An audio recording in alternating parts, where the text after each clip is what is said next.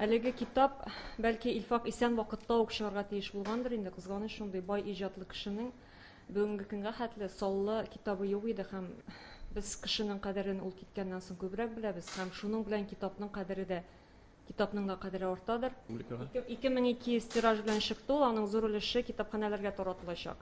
Әлеге китапта Илфакның журналист булып формалашканнан бирле басылган мәкаләләре тупланды. Татарстан яшьләре чорыннан. Китап берничә өлешкә бүленде, аның иҗатына карап. Бик фәлсәфи китап, шундый фәлсәфи язмалар, күңелгә тия торган язмалар, Илфакның шигырьләре. Бу классик китап түгел, классик әдәбиятта түгел.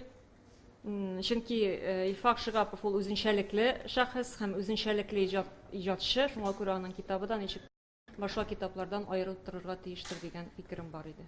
Гади кешеләр арасыннан кеше эзләде ул. Китапның исеме шуңа күрә шулай.